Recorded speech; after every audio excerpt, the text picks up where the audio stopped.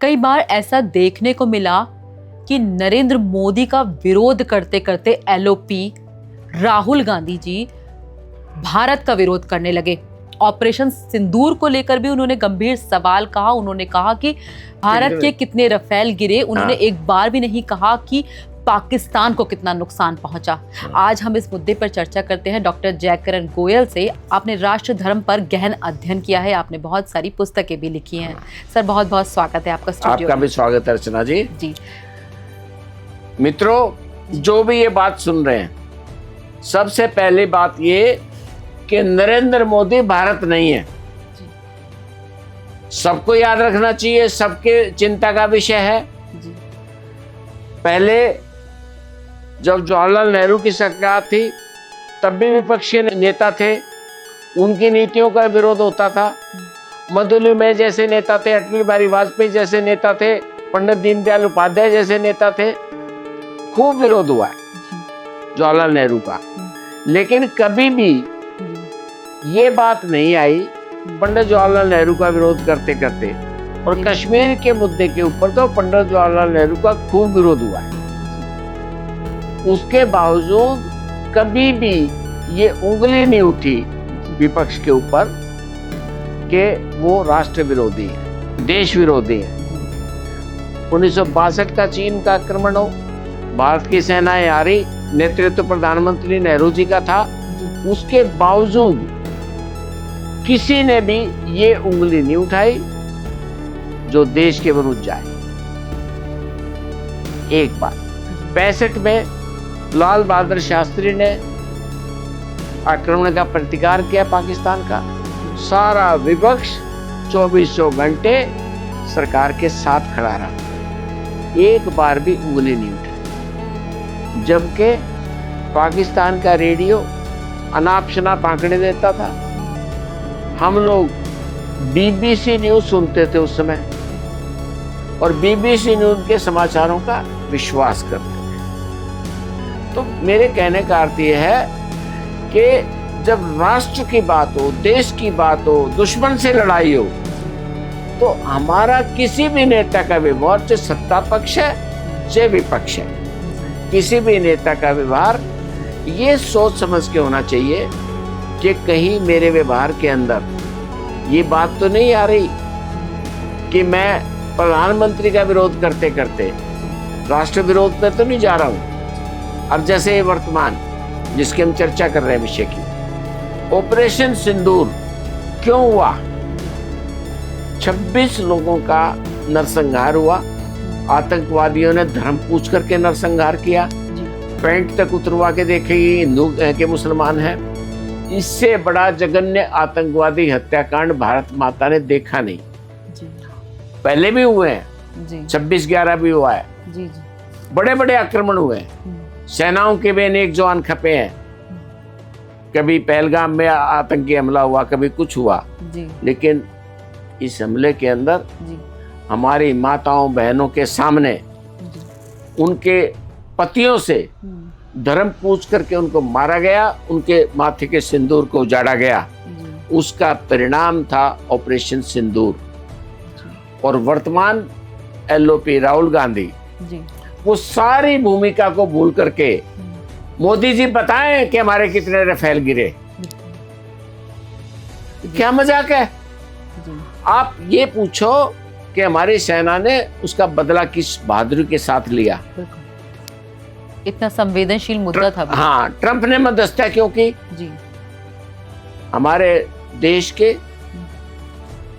विदेश मंत्री ने कहा, सेना अध्यक्षों ने कहा, सेना के प्रवक्ता ने कहा कि किसी तीसरे देश के कहने से हमने नहीं रखा।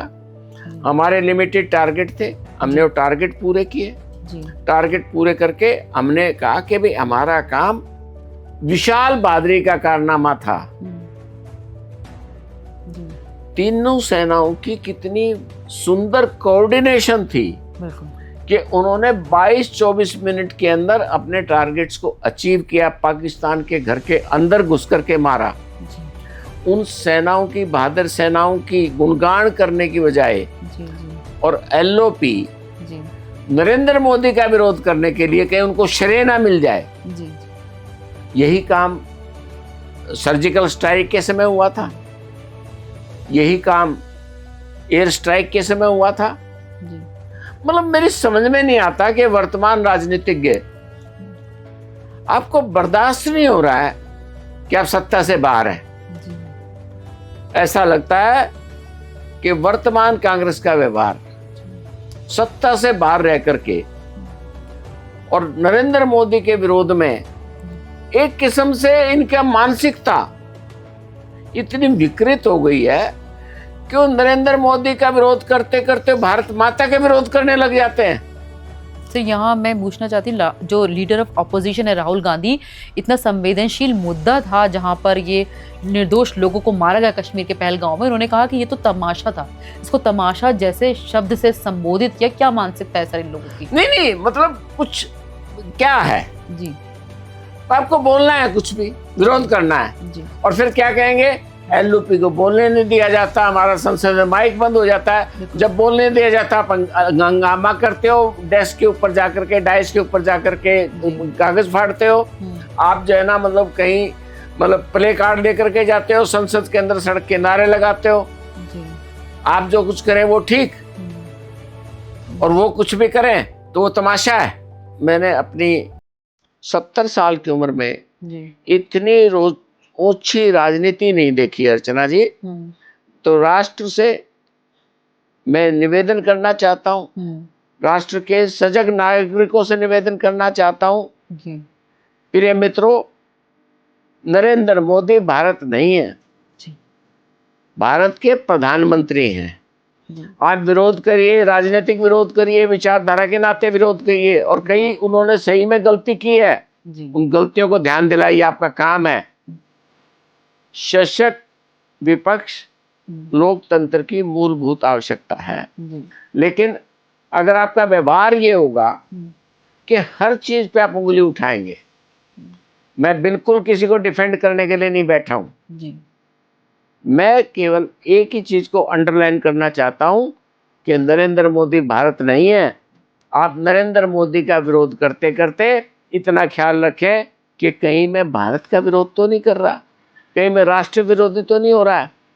और मैं एलओपी राहुल गांधी से भी एक निवेदन करना चाहता हूं, आप भी जरा अपनी अंतरात्मा में झांक के देखिए कि क्या आप बार बार अनावश्यक रूप से नरेंद्र मोदी का विरोध करके आप क्या हासिल कर रहे हैं और उसको क्या दे रहे हैं। अगर आप मेरे से पूछो तो जितना नाजायज ये नरेंद्र मोदी का विरोध करते हैं, जनता में उसका उल्टा रिएक्शन होता है और इनके जन समर्थन में कमी आती है।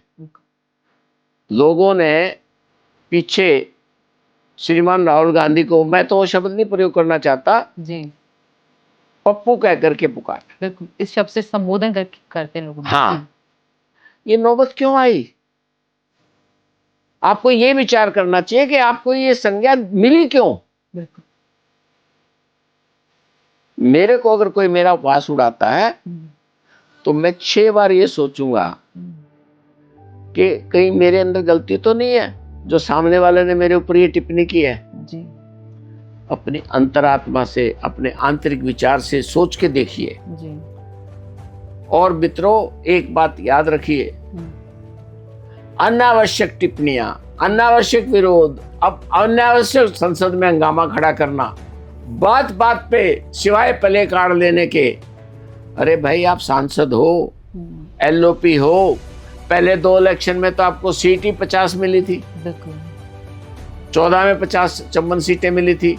अगले इलेक्शन में फिर आपकी 54 60 से नीचे कम सीटें रह गई, आप एलओपी बनने के लायक ही नहीं थे।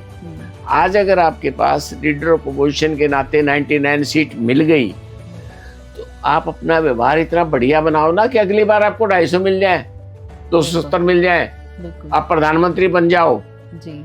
कहीं ना कहीं जनता के दिल से और ज्यादा गिर जाते हैं। हाँ, भारत विरोधी बयान हो ये रहा है जी कि राहुल गांधी जी जितना जायज नाजायज नरेंद्र मोदी का विरोध करते हैं जी, वो नरेंद्र मोदी को सही सिद्ध कर देते हैं। बिल्कुल। और ये त्रासदी है जी उनकी जी जी। और अगर मेरी वो ये पॉडकास्ट सुन रहे हैं तो कांग्रेस के एक एक नेता को ये विचार करना चाहिए कि हम अपनी बचकाना राजनीति से कहीं नरेंद्र मोदी को फायदा तो नहीं पहुंचा रहे? जी जी विचार करिए आप। सर, एक और सवाल है, नोटबंदी को लेकर भी ये उन्होंने कहा, राहुल गांधी ने जब नोटबंदी, भ्रष्टाचार कम करने के लिए नोटबंदी का जब ये मुद्दा आया तो उन्होंने कहा कि मंदिर मंदिर जाते हैं प्रधानमंत्री मोदी जी, तो उनको राम जी का कोई सपना आया कि इस तरह से कर देना चाहिए, तो हर बात को लेकर उन्होंने एक माहौल उड़ा रखा है, देश के बारे में ना सोचकर वो एक व्यक्ति विशेष को लेकर टिप्पणी करते हैं। यही मैं कहना चाह रहा हूँ। जी मंदिर मंदिर तो राहुल गांधी भी जाते हैं, जी कौन नहीं जाता? जी और बस इससे ज्यादा बोलूंगा तो कहीं लोग मेरे को टैग ना कर दे कि मोदी समर्थक है। जी मैं राहुल गांधी का समर्थक हूँ, अगर आप मेरे से पूछे तो। जी जी एक डॉक्टर के नाते उनको सलाह देना चाहता हूँ, साइकोलॉजी के नाते, मनोवैज्ञानिक के नाते बात करना चाहता हूँ कि आप अपने बारे में विचार करिए कि क्या आप नरेंद्र मोदी का विरोध करते करते राष्ट्र का विरोध तो नहीं कर रहे, भारत विरोधी काम तो नहीं कर रहे? एक बात जी। दूसरी बात, आप अपने बारे में अपनी अंतरात्मा से विचार कीजिए कि ठीक कर रहे हैं, गलत कर रहे हैं। अगर आपको लगता है कि ठीक कर रहे हैं तो ठीक है, करते रहिए, मुझे क्या लेना देना है। लेकिन इतनी बात मैं कहना चाहता हूं कि नरेंद्र मोदी भारत नहीं है। कोई भी नरेंद्र मोदी का विरोध करते करते उसको पहले ये बात सोचना चाहिए कि मैं नरेंद्र मोदी का विरोध करूंगा, भाजपा का विरोध करूंगा, उसकी राजनीति का विरोध करूंगा, अनावश्यक रूप से कोई ऐसा काम नहीं करूंगा जिसके ऊपर मेरे को राष्ट्र विरोधी होने का लेवल लगे। ऑपरेशन सिंदूर का विरोध हो, चाहे सर्जिकल स्ट्राइक का विरोध हो, चाहे एयर स्ट्राइक का विरोध हो, या पाकिस्तान नीति का विरोध हो, सिंधु जल समझौते का विरोध हो, या बार बार ट्रंप को ये कहने का विरोध हो कि ट्रंप ने मध्यस्थता क्यों कराई, ट्रंप नरेंद्र मोदी कहेंगे ट्रंप झूठ बोल रहे हैं। भाई साहब, अमेरिका के राष्ट्रपति के प्रति जब नरेंद्र मोदी ने संसद में कह दिया कि किसी तीसरे देश ने हस्तक्षेप नहीं किया, तो इतना पर्याप्त है, किसी को झूठा कहना आवश्यक नहीं है।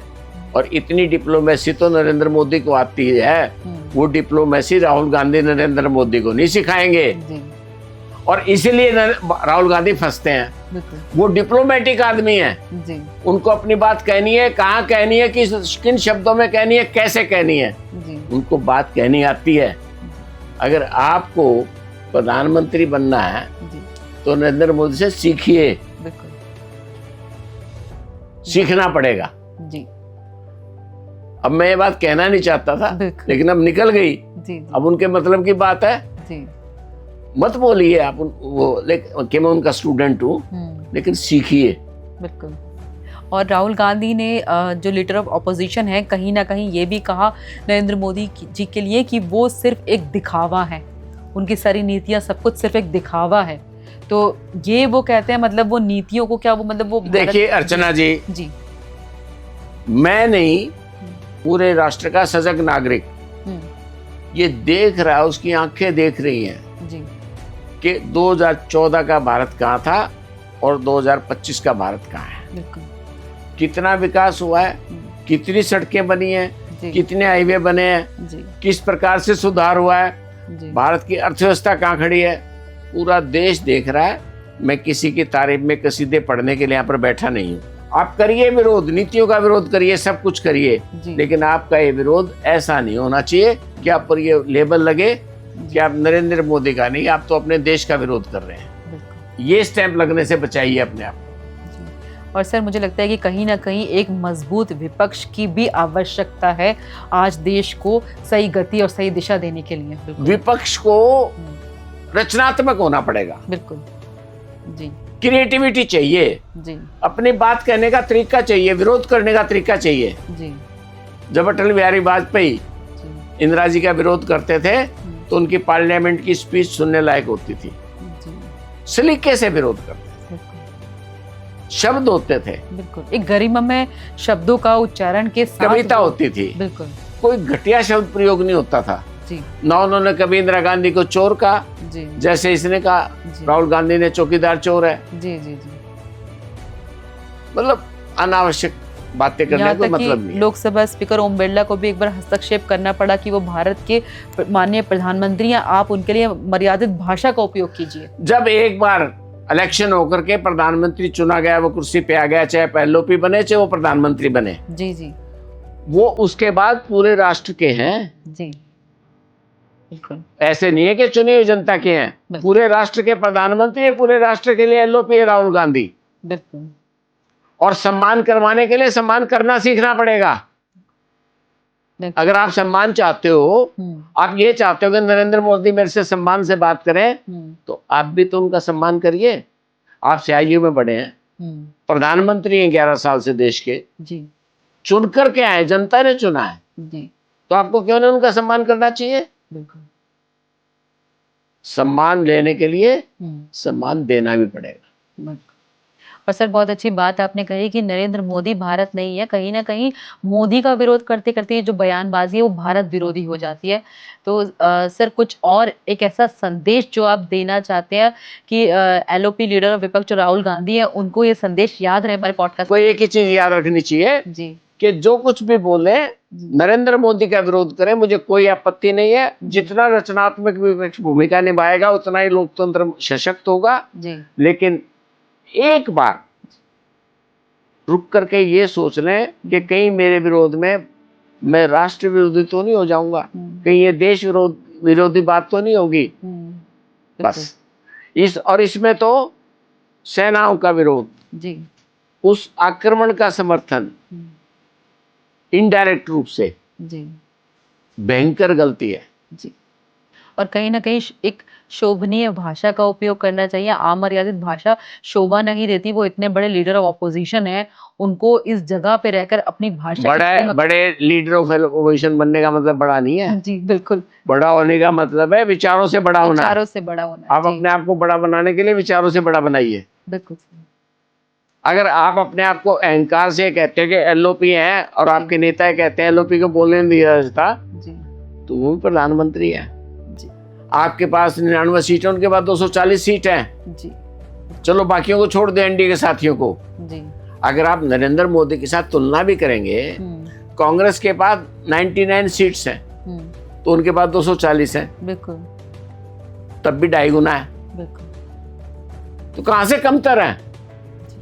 आप स्थापित करिए अपने आप को, बिल्कुल, अपने आप को श्रेष्ठ बनाइए, विद्वान बनाइए, पूजा होगी।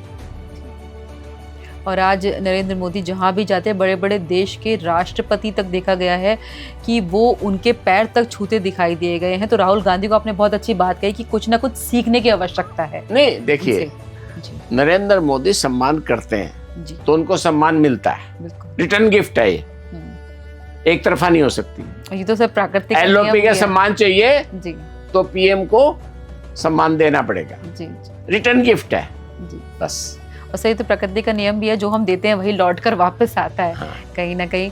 और बहुत सुंदर ये चर्चा रही आज की। और आप लोग अपने कुछ सवाल पूछना चाहते हैं, आपको ये एपिसोड कैसा लगा, तो आप कमेंट सेक्शन में ज़रूर टाइप कीजिएगा और आपके सभी सवालों का हम उत्तर अवश्य देंगे। बहुत बहुत धन्यवाद सर आपका। आपका भी धन्यवाद अर्चना जी।